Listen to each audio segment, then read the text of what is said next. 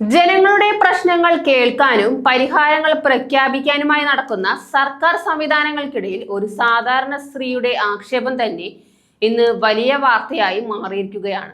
മന്ത്രിസഭാ യോഗത്തിന് ശേഷം നടന്ന വാർത്താ സമ്മേളന വേദി അപ്രതീക്ഷിതമായി ഒരു പ്രതിഷേധ വേദിയായി മാറിയ ദൃശ്യങ്ങളാണ് ഇപ്പോൾ ശ്രദ്ധ നേടുന്നത്.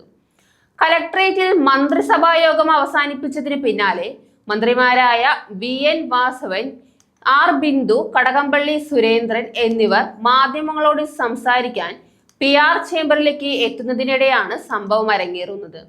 മന്ത്രിമാരോടൊപ്പം തന്നെ ഒരു സ്ത്രീ കൂടി അവിടെ എത്തുകയും വാർത്താ സമ്മേളനം ആരംഭിക്കുന്നതിന് മുൻപായി ക്യാമറകൾക്ക് മുന്നിൽ നിലകൊണ്ട് ശക്തമായ പ്രതിഷേധവുമായി മുന്നോട്ട് വരികയും ചെയ്തു.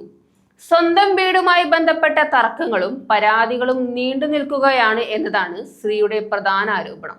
പലതവണ കലക്ട്രേറ്റിൽ എത്തിയിട്ടും ബന്ധപ്പെട്ട അധികാരികളോട് പരാതി നൽകിയിട്ടും യാതൊരു പരിഹാരവും ലഭിച്ചിട്ടില്ലെന്നും പോലീസ് പോലും വിഷയത്തിൽ കാര്യമായ ഇടപെടൽ നടത്തുന്നില്ലെന്നും അവർ തുറന്നു പറഞ്ഞു.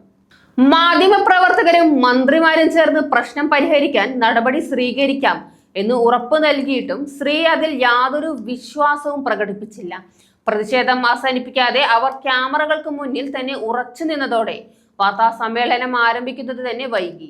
ഇതിനിടെ മന്ത്രി R ബിന്ദു നേരിട്ട് ഇടപെട്ട് സ്ത്രീയുമായി സംസാരിക്കുകയും പ്രശ്നം വിശദമായി ചോദിച്ചറിയുകയും ചെയ്തു.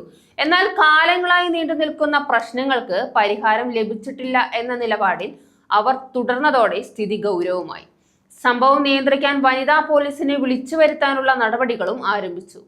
പ്രതിഷേധം അവസാനിപ്പിക്കാതെ അവിടെ തന്നെ തുടരുന്ന സ്ത്രീയുടെ നിലപാട് ഭരണകൂടത്തിന്റെ പ്രതികരണ ശേഷിയെ ചോദ്യം ചെയ്തതായി മാറി. ഒരു സാധാരണ വ്യക്തിപരമായ പ്രശ്നം പൊതുവേദിയിൽ ഇത്തരത്തിൽ ഉയരുന്നത് സർക്കാർ സംവിധാനങ്ങളുടെ കാര്യക്ഷമതയെക്കുറിച്ചുള്ള ചർച്ചകൾക്കും വഴി തുറക്കുകയാണ്. ജനങ്ങളുടെ പരാതികൾക്ക് സമയബന്ധിതമായി പരിഹാരം ലഭിക്കാത്തത് ഇത്തരത്തിലുള്ള പ്രതിഷേധങ്ങളിലേക്ക് നയിക്കുമെന്ന് ഈ സംഭവം സൂചിപ്പിക്കുന്നു. ഇപ്പോൾ കലക്ട്രേറ്റിൽ സ്ഥിതി സംഘർഷഭരിതമായി തുടരുകയാണ്. വനിതാ പോലീസിന്റെ ഇടപെടലിനായി കാത്തിരിക്കുകയാണ് അധികാരികൾ. പ്രതിഷേധം അവസാനിക്കാതെ തുടരുന്നതിനാൽ വാർത്താ സമ്മേളനം പൂർണ്ണമായും വൈകിയിരിക്കുകയാണ്.